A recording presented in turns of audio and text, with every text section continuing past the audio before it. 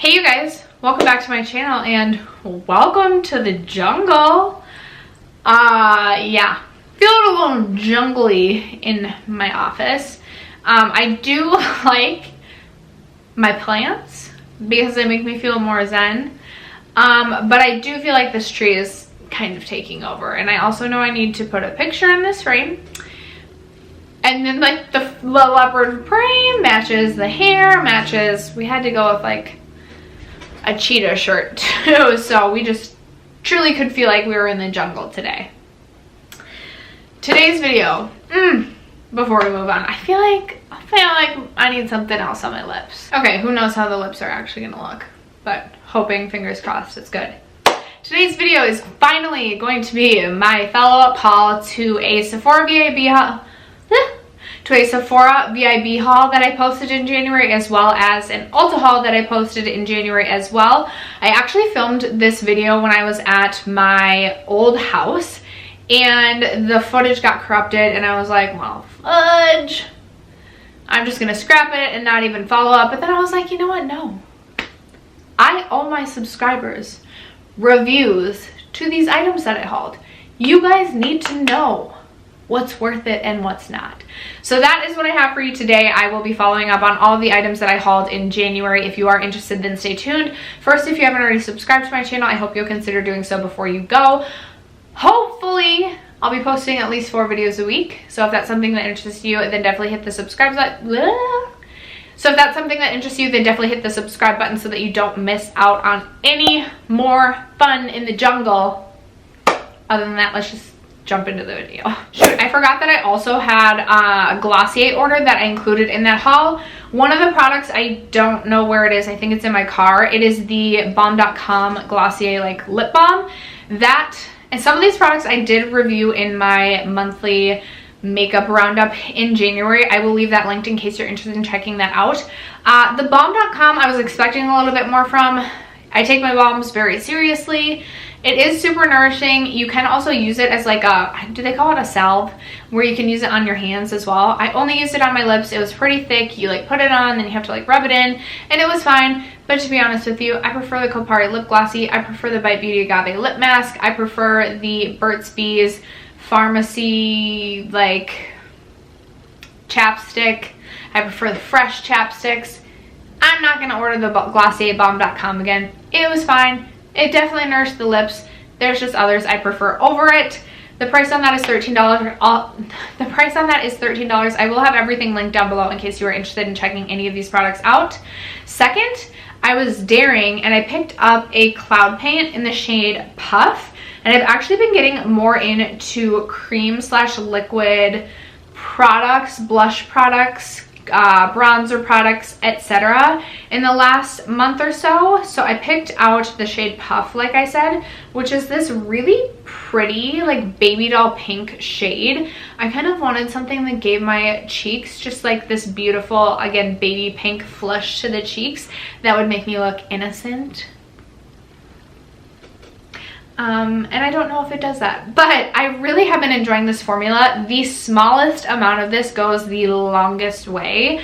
I definitely am interested in picking up more of this in the future. I'm currently working on my flower pots, the blush bombs from Flower Beauty in my Partners in Cream project pan, but after I finish that, I will hopefully start working on another cream blush, but would definitely be interested in picking up more of these from Glossier. I think that they're really good at a pretty fair price for a higher end brand.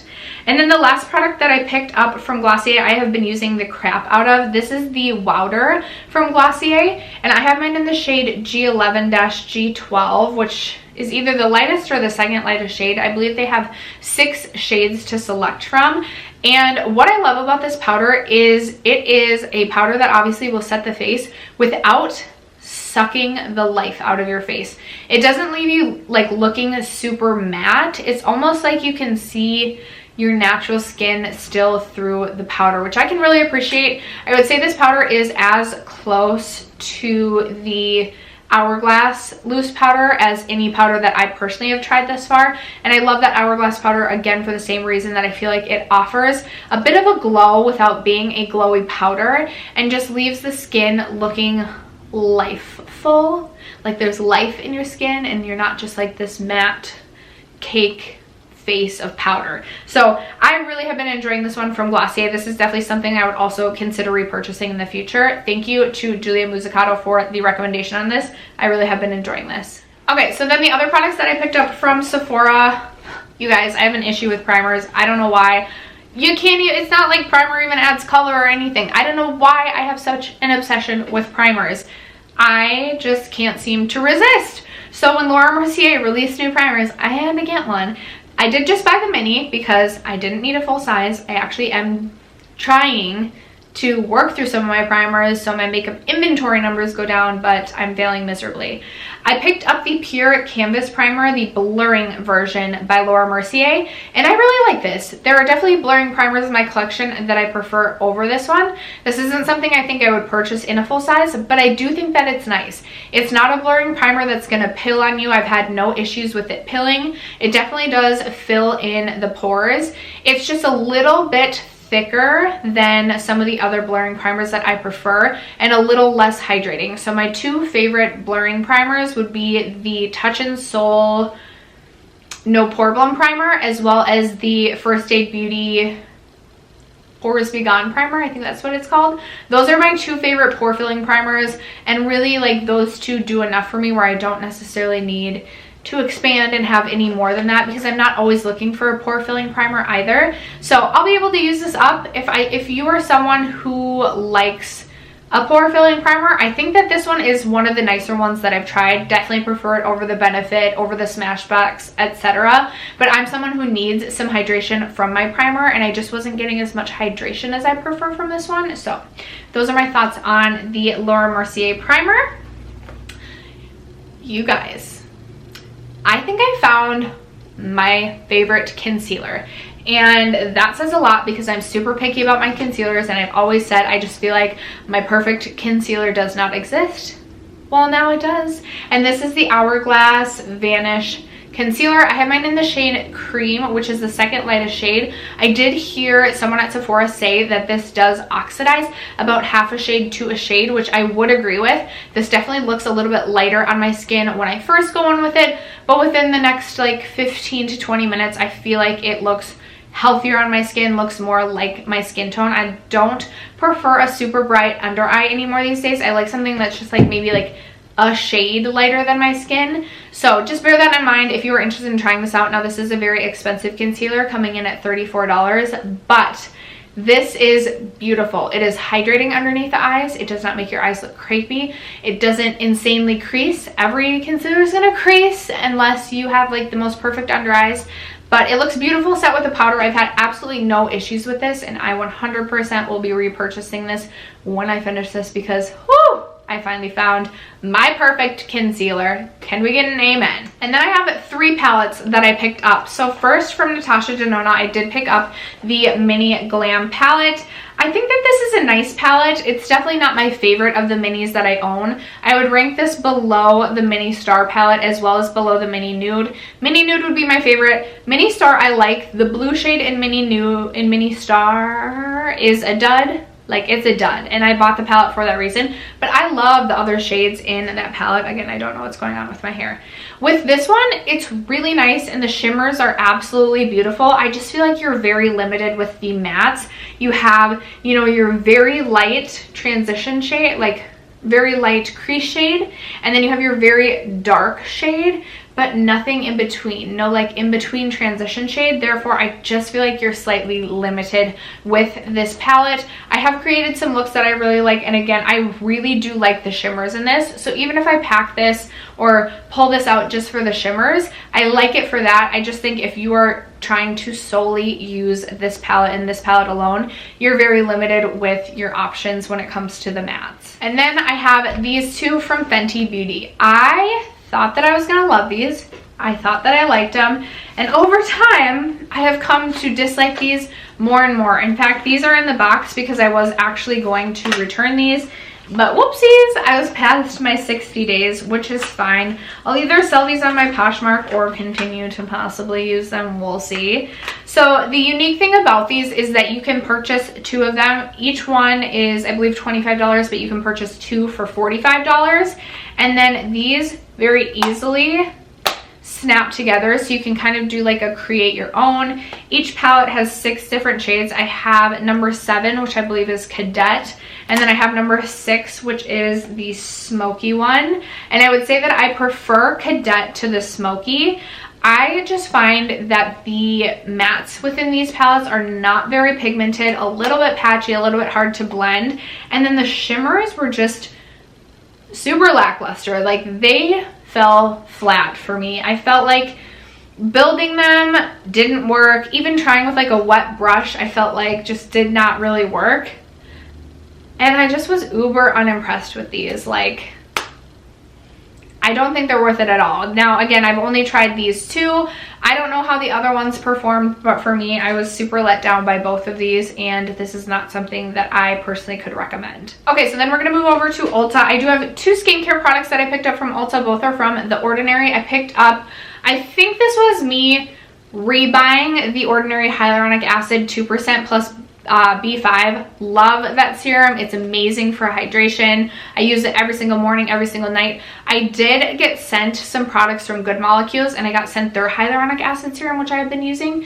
And I'm not gonna lie, I think I like the Good Molecules one just a hair better. I'm not 100% sure how they compare in terms of price. I know both are on the affordable end, but I'm not sure which one is actually cheaper. I do really like the Ordinary Hyaluronic Acid plus P5. I think it's really nice.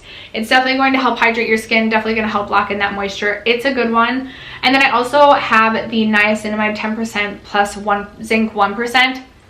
You guys, this product is game changing, and I can't remember if this was a repurchase or not. I have since repurchased it. I don't know if it was in this haul or not.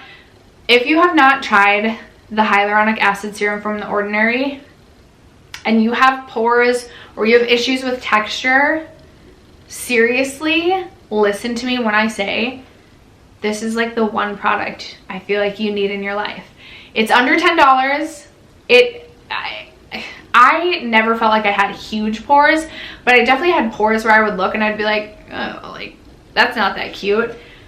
This has made my skin so stinking smooth. Sometimes I have to pause and look in the mirror and just appreciate the youthful look in my face some mornings. I'm joking a little bit, but I am 20 years old and I did recently get carded at a rated R movie. I mean, I don't know if they just do that to everyone, but I must have been looking pretty young that day. All jokes aside, this is an amazing product. It has done so much for the texture of my skin and just made my skin look so much tighter and more smooth, and honestly look younger in my opinion. I mean, trust me, I wish I could get my face back from when I was like 14, but that's just not gonna happen. But this is definitely helping me feel like I'm preserving some of the youth in my face, and I really highly recommend.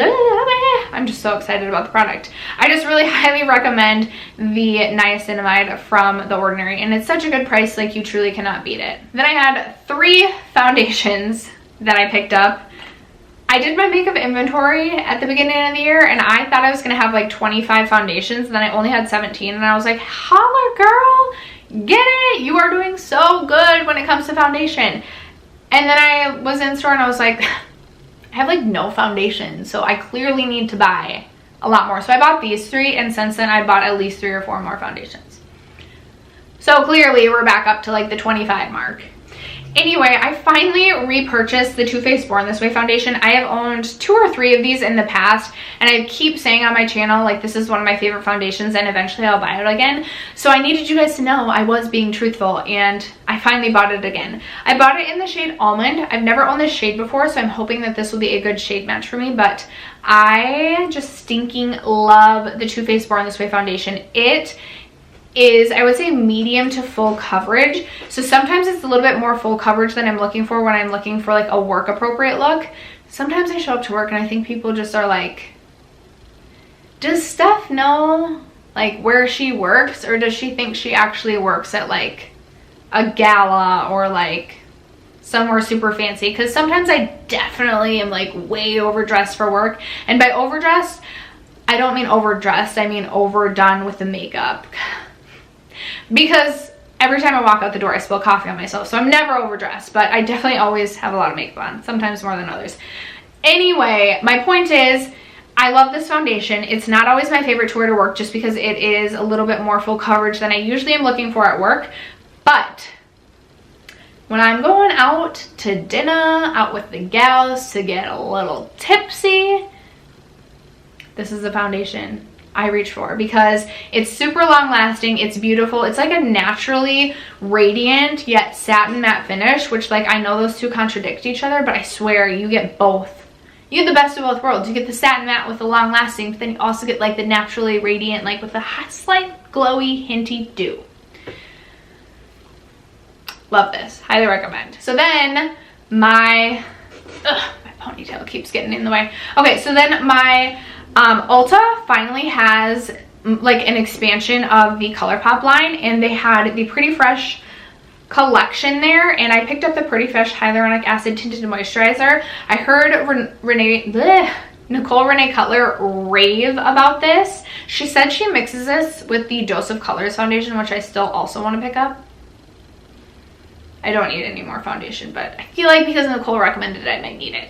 Anyway, she says she loved this, and I was looking for something that was possibly less affordable, something more affordable than the Laura Mercier Tinted Moisturizer, which I absolutely love, and I'm definitely going to be finishing probably before the summer.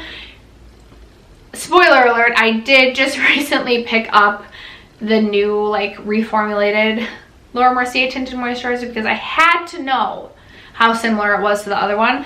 But what I will say is I really have been enjoying this one, and truthfully I really only need this one over the Laura Mercier. Like, going forward, unless like miracles happen and like that tinted moisturizer like makes me look like I'm 14 again, this is really all you need. It's $14, I believe, which is like a third or a fourth of the cost of the Laura Mercier one, and it actually gives more coverage than I was expecting. Like, I would say this is light coverage, not even like tinted moisturizer light. Like, this is light coverage, and it just is beautiful. It gives you like an even, smooth, beautiful like grounding of the face.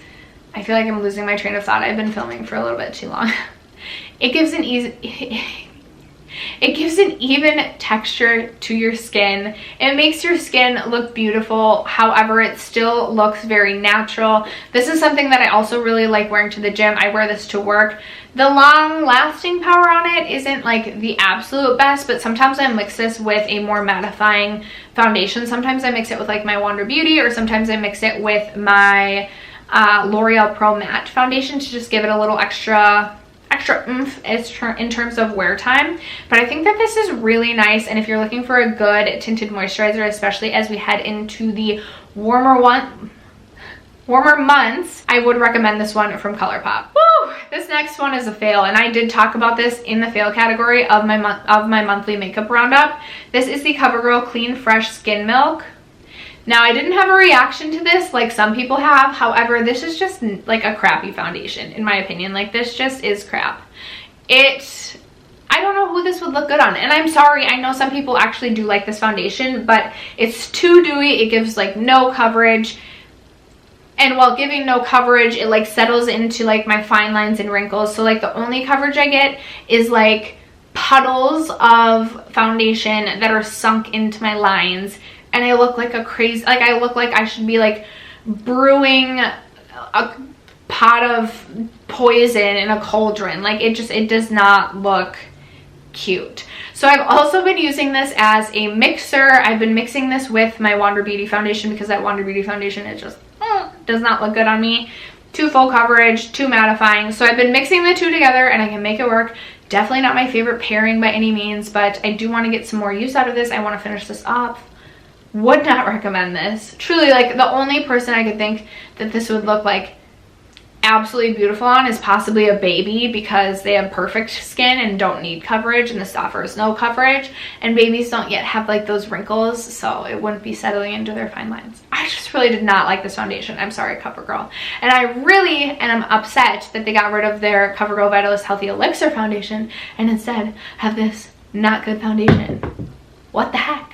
Okay, I'm getting a little crazy. I feel like people have unsubscribed by this time in the video, so if you're still with me and you're still subscribed, I do appreciate you. Okay, so I just have a few products left to talk about. This was kind of another fail for me. I found ways to make this work, so I would say this is more of like a meh product right now, but I thought that this was going to be like a new staple favorite of mine, and it didn't turn into that. This is the new Buxom Powerful Plump Replumper Extreme Lip Balm. So I was like, lip balm? Heck yes! Give me all the lip balms. Especially like Buxom. I was so excited about this. So this is in the shade Inner Beauty, and this is what it looks like swatched. Just a really beautiful warm toned shade. Great, I've talked too long, my camera's gonna cut me off. So just a really beautiful warm toned shade. The problem with this is because it is a jumbo crayon. If you swipe it all over your lips, all of a sudden you have got balm on your nose, you've got balm everywhere, it looks like you just ate a plate of spaghetti, and you have crap all over your face. So the way that I found that I make this work is literally by like, just going like this a little bit on the inside of the lips like this. And then I usually go in with my Maybelline Baddest Beige lipstick over top, and it gives this beautiful like sheared out pink look to the lips. But as a straight lip balm, this does not work for me, which is such a bummer. I've also started to use this as a cream blush, which I really like that way, but as a lip balm, complete fail. And then the last two products, I have an eyeshadow palette as well as a Tarte Chrome Paint Pot. So I went into Ulta and was not anticipating, like not planning to buy anything. I was just bored. So I probably should have just avoided Ulta, because we all know that's a disaster. I was just bored, walked over to Tarte, saw this beautiful Tarte Chrome Paint Pot, and was like, I need this. So this is in the shade, if I did not say, Wild at Heart. And I hope it does it justice on the screen. It is this beautiful mermaid-like shifty shade. If it catches the light right, it's like this aqua teal shade, and it is so stunning. On the eyes alone, beautiful, with like a, or if you use like a light, neutrally cool matte brown in the crease, and then just pop this all over the lid. So beautiful. I'm going to be wearing this so much in the summertime as I sip a cocktail on my deck and look like a mermaid. I mean, what more truly could you ask for? I love this. I think the Tarte Chrome Paint Pots are actually really nice and really underrated. I feel like nobody talks about them, but they're really easy to apply, and I feel like they do have good lasting power as well, even without like a glitter glue or anything. I really like them. They don't dry out like the Stila liquid whatever shimmering glows. I mean, they do get a little bit crumbly, but you can press it together, and it even comes with this little guy that you can like press it in, and then you can obviously just like press with your finger too. Really easy to use. I would definitely recommend these over the Stila like glittering glows. The glittering glows I get are a little bit more user friendly, but they dry out so quickly. And I really was enjoying this shade Wild at Heart from the Tarte Chrome Paint Pot line. And then finally we have the Nabla Dreamy 2 The Mystic palette. So when I first saw pictures of this, I was like, oh heck yes, I need this in my collection. There's no question, I need this. I was instantly drawn to a few shades. First of all, this purple shade, also this like blue purple shade up here, this Lucid Dream shade, this purple shade I already said, and then also this green shade. So what I will say about this palette, the first time I used it, I was like, okay, I like the look that I created with it. The second time I went in with this, I was like looking at it, and I was like, truly, like, what am I gonna do with this palette? I only have 3 mattes. I feel like everything has started to look the same, but then I just started like putting colors on my eyes, and I used just about every single shade in this palette in one eye look, and I loved it. I don't know if I have a picture of it, but I just absolutely loved it. I think that this palette is a little bit finicky to work with because there's definitely some very interesting textures within this palette, but I feel so inspired every time I look into this. So right off the bat, I want to point out this shade right here as well as this shade right here have a very chunky texture that I was really intimidated by, but they blend out just like a matte shadow would. So I thought that was really interesting and something that I wanted to point out. And then a lot of the like shimmery shades in here are more of like a, I don't even know how to describe it. They actually feel more of like a wet sort of consistency. And it's not necessarily like what you would expect. And then they all have these shifty, like this one is like a green that shifts into a purple. I don't know how well that's gonna catch on camera. That's the shade Hidden Place. Like if I look at it from the side like this, it looks green, and then when I tilt it, it looks purple. It's crazy. And then this shade right here, Mirabilia.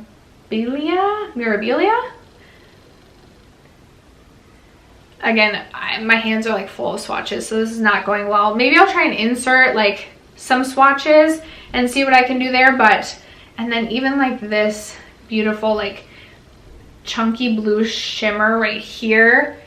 It is like a chunky shimmer, this Rem shade right here, but if you top it over this Mirabella shade or if you top it over Offline, it's just the textures and the shades and just like the dimensions of this palette are just really cool, and I just really appreciate it. I have never felt more inspired by a palette or felt just like, what a cool palette. And I don't think that this palette is going to be for everyone, because you do have to appreciate that this is going to be a more time-consuming palette and you're working with a little bit different textures, and you kind of have to take some time to learn the textures of each shade because there are so many unique textures and like dimensions to the palette. But it is beautiful, and if you're willing to put the time in, I highly recommend this palette. This has quickly become one of my favorite palettes in my collection, one that I just would not want to be without, just because it is such a unique, cool palette.